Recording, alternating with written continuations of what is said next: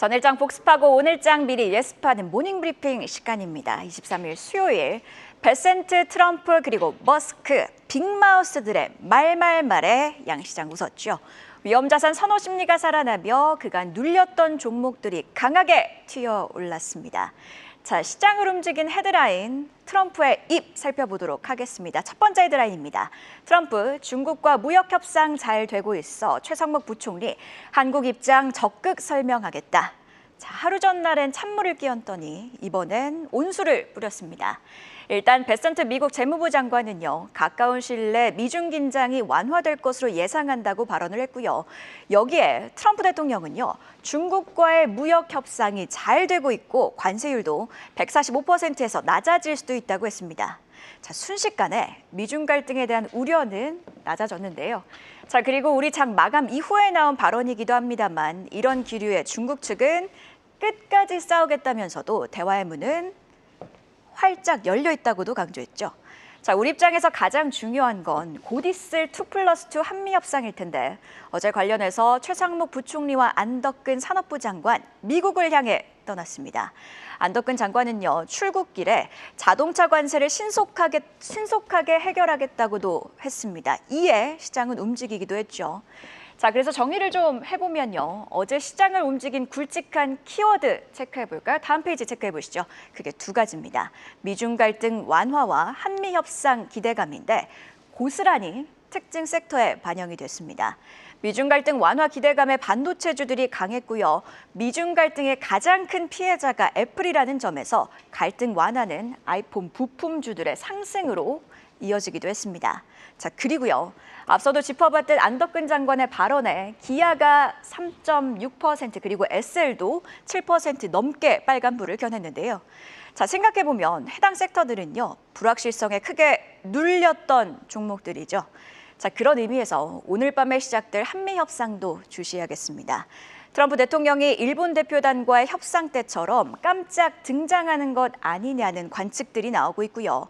여러 의제들이 오갈 것으로 보이는 가운데 진전이 있다면 앞서 짚어본 소위 관세 미중 갈등 타격주들은요, 또 한 번의 반등 및 회복 시도에 나설 수도 있다는 점, 이 점 역시 꼭 기억해야겠습니다. 자, 시장을 움직인 3인의 말말말의 마지막 인물입니다. 두 번째 헤드라인, 머스크 5월부터 테슬라에 집중, 국내 2차 전지주도 활짝입니다. 자, 테슬라 실적도 이날의 빅 이벤트였죠. 실적 수치 자체는 쇼크였습니다. 매출 기준으로 보면요, 예상치가 212억 달러 수준이었는데 실제로는 193억 4천만 달러로 집계가 됐죠. 자, 그나마 다행이었던 건 자동차 부분 마진이 12.5%로 예상치를 웃돌았다는 거겠지만요. 판매 급감의 여파가 이렇듯 여실히 숫자로 드러났습니다. 그래도 시장은요, 저가형 신모델 출시가 기존 스케줄대로 상반기 생산 예정이라는 언급, 여기에 로보택시도 예정대로 진행된다는 점, 그리고 결정적으로 일론 머스크가 정치적 활동을 5월부터 줄이고 테슬라에 집중하겠다고 하자 안도감이 형성됐습니다. 자, 테슬라가 시간에 걸해서 오르니 LG 에너지 솔루션이 5% 넘게 오르는 등 우리 2차 전지주도 강하게 올랐습니다. 자, 2차 전지주 공매도 재개도 최근 소화를 했고요. 최근에는 바닥을 다졌다는 기대감도 커지고 있습니다. 다만 본격 반등인가에 대한 조심스러운 기류는 포착되고 있는데요. 증권가 리포트 통해 정리를 해보면요. 하나증권은요, 선별 접근을 강조합니다. 양극재 업체들은 1분기에 전분기 대비 회복세를, 셀 업체들은 2분기부터 회복을 언급을 했습니다. 이에 하방 리스크는 제한적이라고 강조를 했는데요. 다만 미국 시장의 경우 전기차 보조금 불확실성에 주문이 선제적으로 몰렸을 가능성도 고려해야 한다고 했고요. 이에 회복 강도에 대한 기대감이 높아 추세적 상승을 기대할 만한 상황은 아니라고 했습니다. 이에 1분기 이후 2분기 실적 개선 과정에서 삼성, SDI 등은 단기 트레이딩으로 활용이 가능하지만 섹터 전반에 대한 의견은 여전히 중립이라고 강조를 했습니다. 하나투자증권도요, 아직 전기차 수요는 여전히 저조하다고 강조를 했고요. 다만 새로운 돌파구에 대한 기대감도 형성되고 있죠. 바로 ESS, 에너지 저장 장치인데요. 북미에서 중국 업체에 비해 가격 경쟁력에 밀렸던 우리 업체들, IBK투자증권은요, 트럼프의 중국 제품 관세 부과가 기회가 되고 있다고 강조를 했습니다. 자, 일단 단기적으로는 실적 주시하셔야겠는데요. 오늘은요, 포스코 퓨처엠이 실적을 공개하고요. 금요일에는 삼성, SDI가 실적을 발표합니다. LG 에너지솔루션은 이미 잠정 실적을 공개하긴 했으나 다음 주 수요일에 확정 실적을 공개, 이날 에코프로 그리고 에코프로 머티도 실적을 발표합니다. 실적이 향후 전망에 대한 좀 더 투명한 그림을 그려줄지 체크해 봐야겠습니다. 그럼 어제 장 마감 이후에 나온 공시는 심수영 캐스터와 함께 체크해 보시죠. 장 마감 후에 나온 공시 살펴보겠습니다. 우선 SK하이닉스는 주당 배당금을 375원으로 책정해 총 2,589억 원의 배당을 진행한다고 공시했습니다. SK하이닉스는 지난해 분기 배당금으로 주당 300원을 지급한 바 있는데요. 올해 1분기의 경우 25% 증액된 점이 눈에 띕니다. 시가 배당률은 0.2%, 배당 기준일은 5월 31일인 점 체크해 보셔야겠고요. 오늘 오전 SK하이닉스의 1분기 실적 발표가 예정돼 있는 만큼 해당 소식도 저희와 함께 확인해 보시죠. 다음으로 LG이노텍이 1분기 기준 역대 최대 매출을 기록했다고 공시했습니다. 다만 영업이익은 오히려 전년 대비 줄어든 것으로 나타났는데요. 구체적인 수치 바로 살펴보도록 하겠습니다. 매출부터 살펴보시면 15% 증가해 4조 9,828억 원을 기록한 것으로 드러났고요. 영업이익은 28.9% 감소해 1,251억 원을 기록한 것으로 드러났습니다. 주요 고객사인 애플이 고부가 카메라 모듈이 탑재되는 아이폰 제품군을 확대하며 매출 자체는 늘어났지만요. 최근 애플이 공급망 다변화에 나서며 중국 업체들과의 경쟁이 심화돼 수익성은 저하된 것으로 풀이됩니다. 사업 부문별로도 매출을 체크해보니 광학 솔루션과 기판 소재는 성장한 반면 전장 부품은 성장세가 꺾인 모습 확인됐습니다. LG이노텍의 경우 2분기에도 애플의 신규 스마트폰이 하반기에 출시됨에 따라 일시적으로 카메라 모듈 수요가 감소하며 부침이 있을 전망인데요. 투자 생각하고 계신 분들이라면 다른 핵심 사업에서의 성장과 포트폴리오 강화 전략까지 체크해보며 전략 세워봐야겠습니다. 마지막으로 CJ 프레시웨이는 비용을 절감하고 경영 효율성을 높이기 위해 종속회사인 프레시원과 합병한다고 공시했습니다. 합병이 완료되면 CJ 프레시웨이는 존속회사로 계속 남아있고 프레시원은 소멸회사로 해산하게 되는데요. CJ 프레시웨이의 지분 구조에는 변경이 없을 예정이고요. 주주 확정 기준일은 6월 8일, 합병기일은 오는 7월 1일입니다. CJ 프레시웨이 측은 관련해 이번 합병으로 빠르게 변화하는 온라인 시장에 대응해 식자재 유통 온라인화를 가속화할 것이라고 밝혔는데요.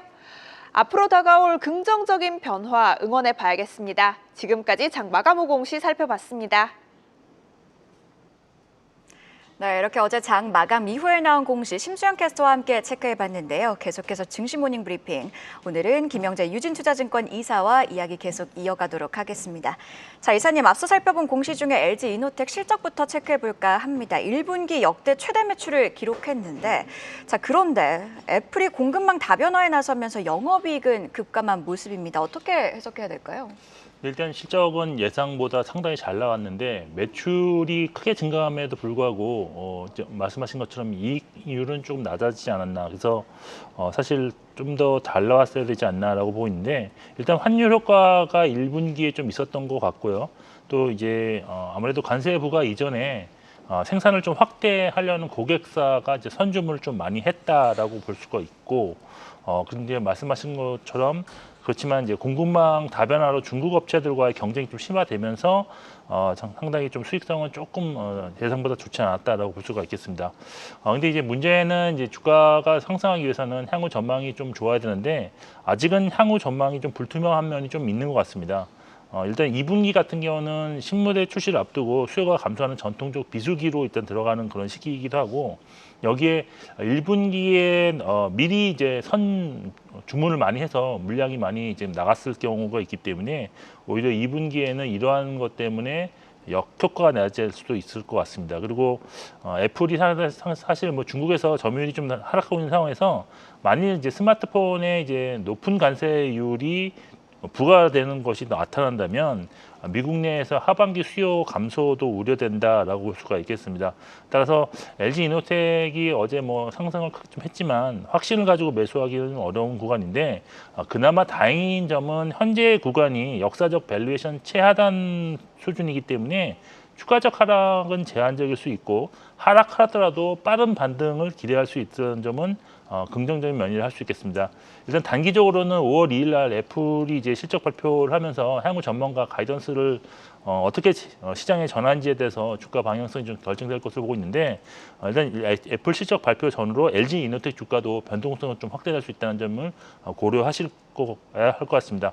결론적으로 이제 투자 전략은 보유 관점으로 접근하지만 아직까지는 신규 매수가 조금 부담스럽지 않나라고 보고 있고 조금 더 비싸게 사더라도 추세가 살아나는 걸 확인하고 사시는 것이 좀 더 나은 선택이 되지 않겠냐라고 개인적으로 판단하고 있습니다. 네, 이어서 반도체주 흐름도 짚어보도록 하죠. 미국 트럼프 정부의 관세 우려가 완화되면서 국내 반도체주가 좀 올랐습니다. 네. 그래도 아직 고점이랑 비교하면 좀 낮은 수준인데요. 그래서 지금 상황에서 반도체주 매수 전략이 좀 괜찮다고 보시는지, 만약에 그렇다면은 그 중에서 좀 주목할 만한 종목이 있다고 보시는지도 궁금합니다. 네, 일단 기본적으로는 반도체는 이제 장기적으로 볼 때는 지금이 매수 구간은 맞는데 네. 단기적으로는 이제 관세에 대한 불확실성이 좀 있는 상황에서 종목별로는 좀 접근 방법이 좀 달라야 될 것으로 일단 보고 있습니다. 일단 어제 주요 반도체 종목들 상승률이 상당히 좋았는데 SK하이닉스가 뭐 4.1%, 뭐 삼성전자는 1.2%, 장비준 한미 반도체가 최근에 부진을 듣고 14.3% 상승했고 그리고 소부장 종목 테크인 KC텍도 10% 이상 상승하는 모습을 보였습니다. 아무래도 중국과의 관세 협상이 좀 긍정적으로 진행되고 있다는 점 그리고 트럼프 대통령도 중국 관세가 낮아질 수 있다는 말이 나오면서 미국 중에서 반도체주가 일제히 상승하고 시간에서도 크게 상승하는 종목이 나왔기 때문인데 국내적으로는 사실 오늘 이제 실적 발표가 예정되어 있는 SK하이닉스의 1분기 실적이 시간이 지날수록 예상보다 높아질 수 있다는 기대감이 나타나고 있는데 현재 그 영업이익 기준으로 보면 컨센서스는 한 6조 5천억 대에 형성되어 있지만 시장에서 기대하는 이른바 스트리트 컨센서스는 7조 2천억 원까지 지금 올라가 있는 상황이다라고 볼 수 될 것 같습니다. 그리고 이제 어제 소부장 종목 중 하나인 SNS텍이 1분기 전년 대비 198% 영업이익이 증가한 119억 원이라는 아주 좋은 실적을 발표함에 따라서 주가 역시도 추세적인 상승세를 이어나갔는데요. 이런 것들이 아무래도 전반적인 투자 심리 호전에 도움이 되었을 것으로 일단 보고 있습니다.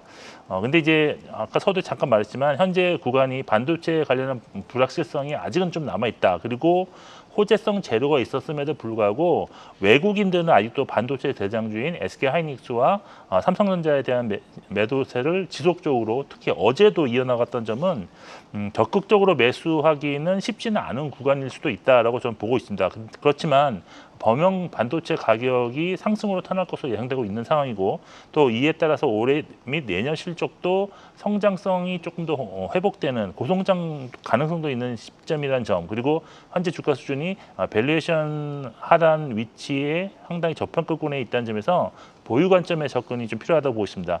종목으로 보면 SK하이닉스 같은 경우는 작년 초부터 PBR 1.5배에서 매수하고 PBR 2배에서 매도하는 그런 전략이 있었는데 지금은 주가가 하나에 따라서 PBR 1.5배가 좀 강력한 저항선으로 작용하는 모습이 나타나고 있습니다. 그래서 현재와 같은 관세 노이즈 구간에서는 PBR 1.2배, 그다음에 1.5배를 적용해서 17만 원 근접 시 매수, 그다음에 21만 원 근접 시 매도하는 트레이딩 관점으로 접근이 마땅한데 이것은 관세에 대한 그런 노이즈가 어떻게 변화에 따라서는 좀 하향 조정 또는 상향 조정될 가능성도 있습니다.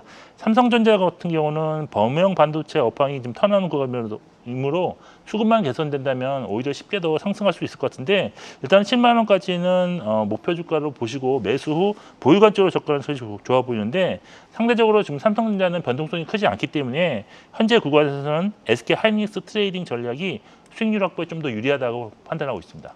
말씀하신 대로 오늘 SK하이닉스 실적이 발표가 됩니다. 그리고 스트레이트 컨센서스가 기존의 증권사들의 컨센서스보다 조금 더 높아진 상황이라면 아마 조금 뒤에 나온 실적이 시장의 예상을 뛰어넘을 가능성도 있다는 얘기인데 이사님은 SK 하이닉스 실적 어떻게 보시는지 또 주목할 부분 어떤 점인지 궁금합니다. 제가 볼 때는 지금 실적이 아무래도 삼성전자도 실적이 예상보다 훨씬 좋았기 때문에 예. SK 하이닉스도 컨센서스보다는 훨씬 좋은 실적을 예상할 수도 있습니다. 특히 삼성 바이오로직스도 사실 실적이 예상보다 더 좋을 거라 했겠지만 실제는 훨씬 더 좋았기 때문에 이 환율 효과에 대해서 무시를 못하는 것이 1분기 실적일 것 같습니다. 그래서 저는 이제 이런 것은 이제 좀 이렇게 적용이 되는데 미리 선반영될 가능성도 있기 때문에 오늘 만일 실적에서 주가가 아주 급등하는 모습이 나타난다면 아까 말씀드린 것처럼 19만 원을 넘는 그런 모습이 나타난다면 미리 좀 사셨던 분들은 좀 일부 좀 줄이는 방식으로 접근하시는 것이 오히려 낫지 않나라고 보이고 물론 이제 향후에 중국과의 관세 협상이 어떤 방향으로 진행되느냐 또 우리나라와의 관세 협상이 어떻게 진행되느냐에 따라서 방향성은 좀 변할 수가 있습니다. 그렇지만 기본적인 틀은 현재는 트레이딩 관점으로 접근하시는 것이 저의 개인적인 생각입니다. 숫자로만 보면은 영업이익 7조 원 정도가 어떤 시장 투자 심리 기준선 정도가 될까요? 어떻게 보십니까? 저는 그게 아니라 훨씬 더 높아졌다고 더 보고 높을 수도 있는데 있다. 예. 왜냐하면 지금 최근에 나올 말들은 사실 방송에서 말하긴 뭐지만 그보다 훨씬 높은 숫자도 잠깐 도는 적도 있었기 때문에 지금 컨센서스는 한 6조 5천억 정도였었는데 더 높을 수 있다. 예. 네, 그렇습니다. 저는 그래서 내심 7조 5천억 이상도 나오지 않을까라고 후반대까지? 예. 좀 기대하고 있는데 그렇다면 아마 주가는 좀 더 강하게 반감하지 않을까라고 보고 있습니다. 알겠습니다. 네. 네, 결국 오늘 실제 숫자가 어떻게 찍히느냐가 중요할 것 같습니다. 저희가 반도체주 이야기해봤는데요. 시장의 또 다른 축이죠. 2차 전지주 이야기도 해야 할 것 같습니다. 어제 테슬라 실적 발표 이후에 우리 시장에서 2차 전지주들이 강하게 오른 상황입니다. 2차 전지주 투자 전략은 어떻게 가져가야 될까요? 바닥을 찍었다라는 말도 있지만 일각에서는 아직 추세적 상승은 아니다. 이런 말들도 나오고 있더라고요. 네, 그러면서 사실 지금 사실 증권에서 이제 예전부터 2차 전지를 좋게 보셨던 분들은 이제 바닥은 확실하고 그다음에 이제 상승할 일이 남았다라고 말씀을 많이 하시는데 저는 아직까지는 그래도 증권사에서 보는 뷰가 좀 더 합리적이지 않나라고 보고 있어서 현재는 지금 어제 상승이 좀 급하게 나왔지만 제가 볼 때는 사실 그 한 직전 2주 동안 반등다운 반등이 2차 전지 종목에서는 없었기 때문에 좀 에너지가 응축된 과정에서 또 좋은 재료가 나오면서 상당히 그 기관과 외국인의 어떤 쇼커버링성 매수세가 좀 집중된 것이 아닌가라고 좀 보고 있습니다.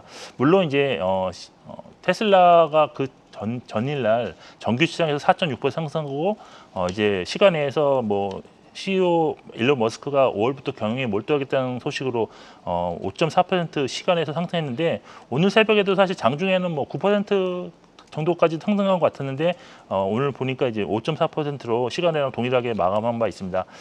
따라서 이런 재료로 상당히 좋은 흐름을 나타냈는데 일단 어제 반등에서 정도 강하게 나타난 같던 점은 아까도 말씀드리지만 쇼크버링이 좀 나왔다고 해석할 수 있는 부분이고 이것은 향후 2차 전지의 반등이 나타날 때마다 반복될 수 있는 현상이기 때문에 이런 점은 좀 이제 바닥을 좀 다졌지 않았겠느냐라고 개인적으로 판단을 하고 있는 상황입니다. 그리고 이제 어제 반등 그러면 추세적 상승으로 이어질 것인가에 대해서는 아직은 조금 확신하기 어렵다고 보이는데 그 핵심은 바로 실적 전망에 있기 때문입니다. 그래서 아직은 바닥이 확실한 시간으로 나타나지 보고 있기 때문에 그렇지만 이제 주가는 많이 반영되어 있다. 그리고 향후 지금 나타나고 있는 전기차가 아직도 꾸준하게 잘 팔리고 있는 상황은 지금 1분기도 지금 확인되고 있는 상황이고 여기에 이제 전기차의 어떤 충전 시간이라든지 이런 거리와 같은 편의성 증가와 가격 하락이 추가적으로 나타난다면 판매 성장률로 상승 반등할 수도 있다라고 보고 있습니다. 따라서 기술적인 트레이딩 매매 관점에서 일단 접근을 하시면 큰 무리가 없을 거 보이는데 관심 종목으로 볼 수 있는 거는 향후 일단 성장성이 클 것으로 보이는 종목으로 실리콘 응급제를 제공하는 대주 전자 재료 그리고 향후 수익성 개선세가 상대적으로 조금 빠를 것으로 보이는 양극재 업체들 예를 들어서 에코프로 비엔과 포스코 퓨치엠을 그나마 좀 그 안에서는 관심 종목으로 선정하지 가능하지 않나라고 판단하고 있습니다. 네. 마지막 질문 하나 더 드릴게요. 이 전날 장 마감 이후에 특징적인 흐름 보였던 종목 가운데 오늘 장도 흐름을 좀 이어갈 수 있을 것으로 생각해 볼 수 있는 종목들도 있을까요? 사실 인벤티지비 대비 이제 시간에서 상한가를 기록을 했었는데요. 예. 근데 이제 이게 장기 지속성 주사제 및 지질 나노입자 낭문전자 플랫폼 기업입니다. 근데 장마감 이후에 나온 경구용 비만약 약효가 7일 지속되는 효과를 입증했다는 기사가 나왔기 때문에 그러면 일단 보고 일주일마다 있는데 한 번씩 먹으면 된다는 그렇죠. 얘기가... 근데 사실 지금 최근 글로벌 빅파마가 뭐 실패를 했다는 것도 있었고 또 뭐 1회 내지는 2회를 하루에 먹어야 되는 약을 개발 중인데 만약 임펜티지 대비 7일간 약효가 지속되는 경구용 기술을 부여했다면 상당히 엄청난 파급 효과가 있을 것으로 볼 수 있겠습니다.